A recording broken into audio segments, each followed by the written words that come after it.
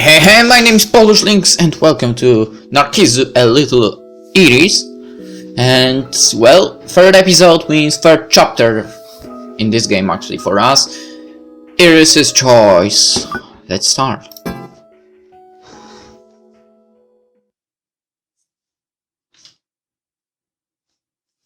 A few days after that, in that cramped prison, I once again held a sword in my hand. I was facing that guard who said he was keeping watch over me, swords in both our hands. Of course, I wasn't receiving anything like actual instruction. I had absolutely no experience with a sword. I'd never even held one before until the other day. But I was told that unless I had at least a bare minimum knowledge of how to use a sword, I would never survive here. Heavy sword, unfamiliar leather gloves. It took everything I had just to hold the sword.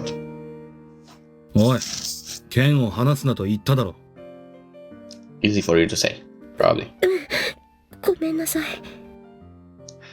別に謝る必要はない。戦闘中なら死ぬだけのことだ。死にたくなければ絶対に剣は離すな。手にくっついていると思え。わかった。I once again held the sword and stood up.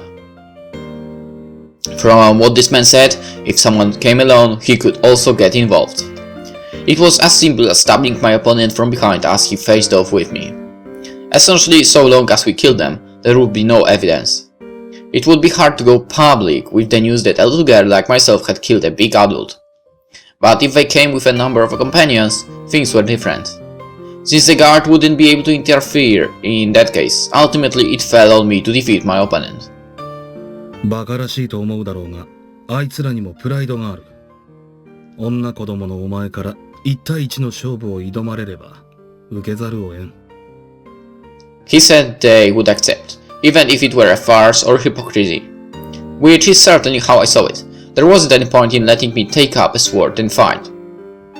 But it was also true that thanks to this farce, I was able to find a chance of surviving. And of course, if I lost, it meant that I would die right away. On the other hand, that meant that if I could avoid losing, I got to go on living. 今後のため、ここでの常識を教える。死にかけるは、死んだと同じだと思え。だから、自分の身は自分で守れ。Then he started spreading something onto the ground. おい、この位置をしっかりと覚えておけよ。それはここに煮詰めた松ヤニを塗っておく。隣には反対に滑るようにグリスを塗っておく。どうしてそんなことを？どんな相手でも知らずに寄れば確実に足を取られる。お前はその隙に首を刺せ。顔でもいい。とにかく致命傷を与えろ。Saying that, he demonstrated a lunge. 卑怯だと言いたいのか？そうじゃないけど。A bit, but, well, in that case, I don't even mind. Because there was no chance of winning in a normal fight, even I could understand that. But if I got the location wrong, I would be the one to lose my footing, and then it would be I would be at a disadvantage. When I didn't have a chance in a fair fight, being at a disadvantage was the same as certain death. お前、生きたいんだろ？なら死ぬ気で位置を覚えておけ。他にお前が生き延びる手はない。まだ幼かったあの日、死への道順は無数にあった。でも生き延びる道はこれしかなかった。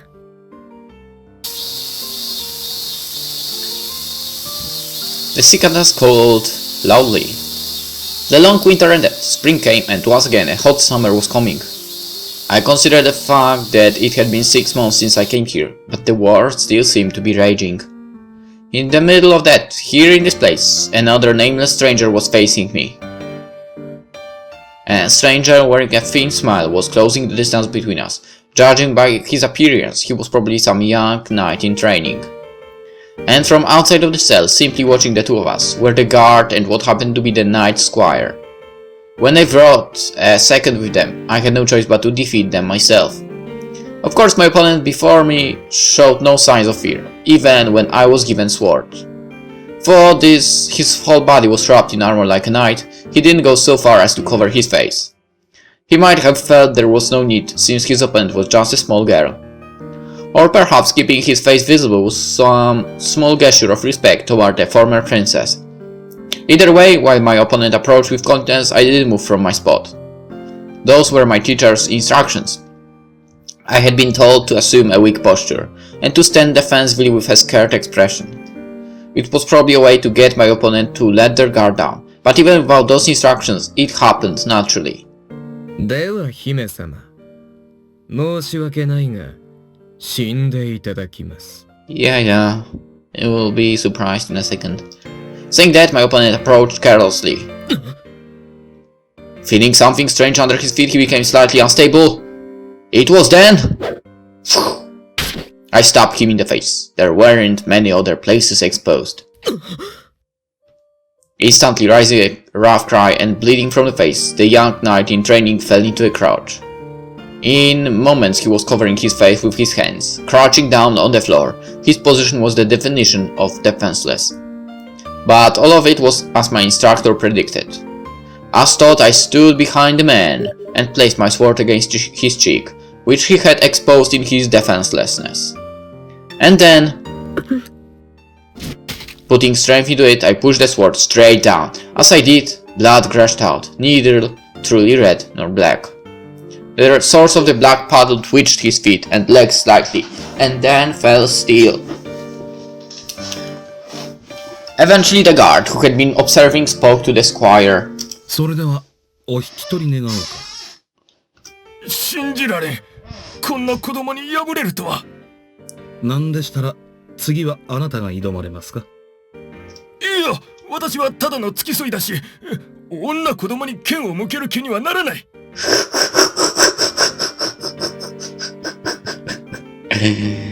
Someone is afraid, huh? With those final words, the attendant left. And as if switching places, a number of laborers came and cleaned up the body of that nameless knight. It was a scene I've grown used to seeing. More than likely, they would say the knight died of some disease. If I can believe my teacher's words, starting now, nothing will happen that will cause a stir. Eventually the laborers left, and the place was occupied only by myself and my teacher. ねえ、先生。I spoke to the guard. At some point I started calling him teacher. Of course it was only when we were alone. 死体から毒の跡は出ないの？大丈夫だ。今、町では疫病が流行っているからな。死体はすぐに埋めるか焼かれるかする。And he added that it would happen before anything became apparent. He hadn't stopped at putting pitch and grease on the floor. He'd also poisoned the tip of my sword.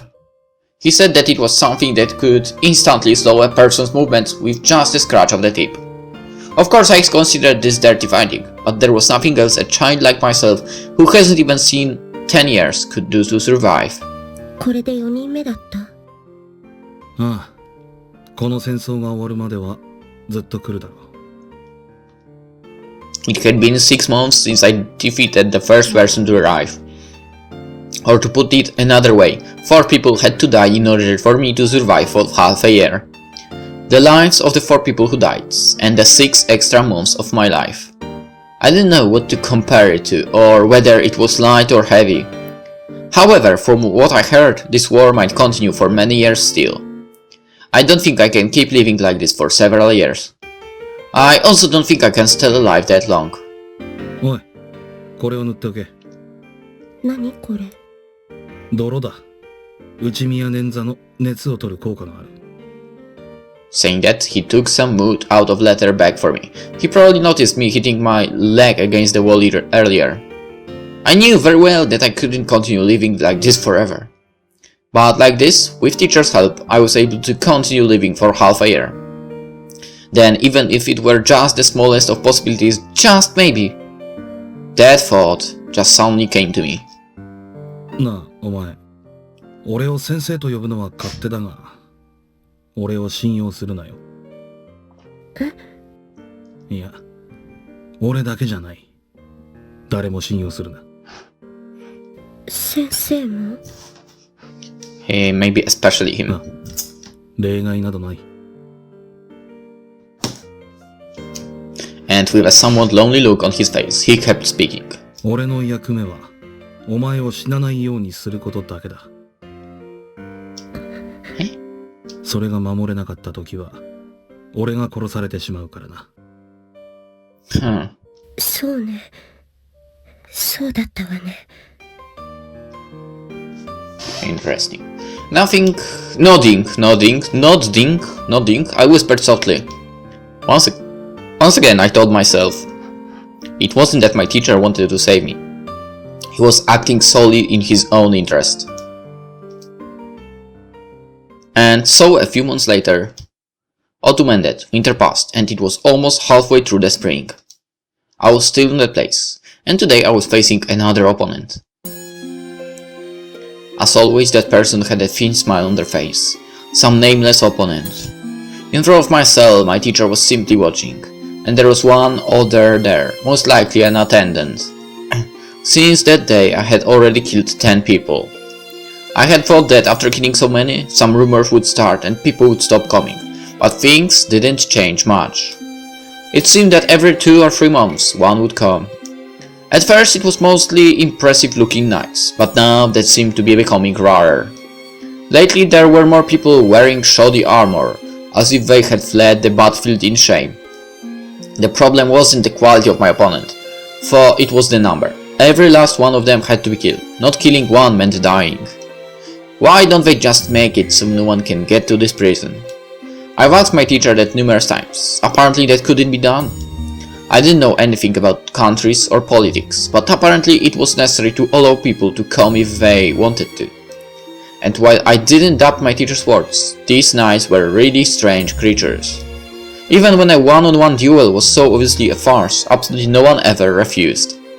I didn't know if it was their social standing or pride, but apparently they weren't able to face someone, let alone a female child, unarmed.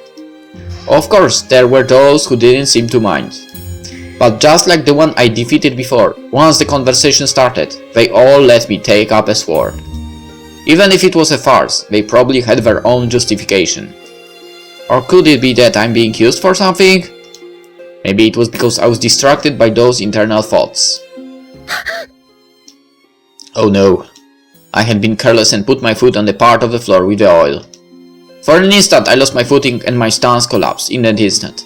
Pushing my sword out in a crouch was all I could manage. Of course my opponent didn't let that chance slip by. In an instant he closed the distance and even while slipping on the oil on the floor raised his sword.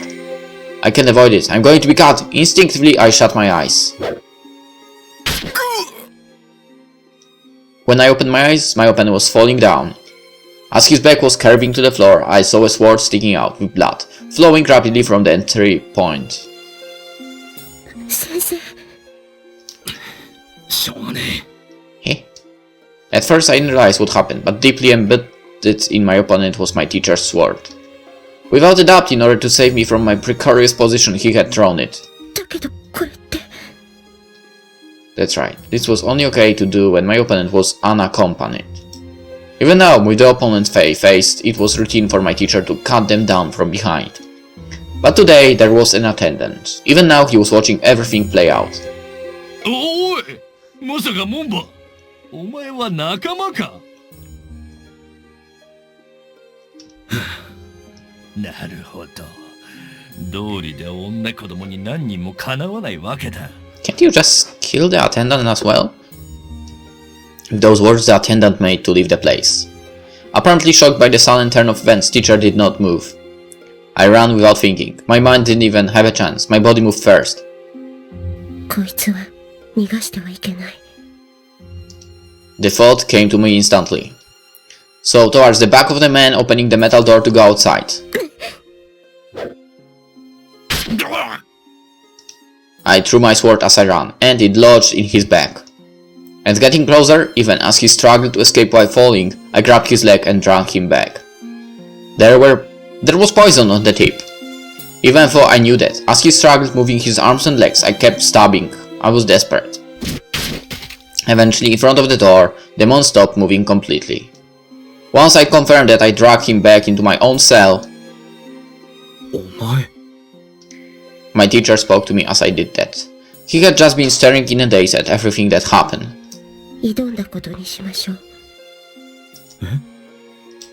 He gave me a slightly surprised expression, while I continued to speak. 先生、この人も私に挑んだことにしましょう。それでいいですね。ああ、わかった。 When he only responded with that, I pressed him to call the laborers. Unless the dead bodies were cleaned up, I wouldn't have a place to sleep. The dim place was full of the smell of blood. The only thing that could be heard was the lonely sound of the winds. The only things inside were two bodies that could no longer speak, and to think that a soldier, a grown man, wouldn't think about doing something like that, but a child did something like that. Surprising? Yes. But well, I guess she grew up a lot. Looking at that, I suddenly thought, kill or be killed? So I killed. Of course, I didn't delight in killing them. There was simply no other choice. It was something that couldn't be helped. That's how I decided to think of it. I told myself that it was something that I needed to accept in order to survive. Alright, that was quite a short chapter, but let's end the episode here. Hope you enjoyed it, and tomorrow we'll go with chapter 4, 8-year-old wine. So yeah, see you then.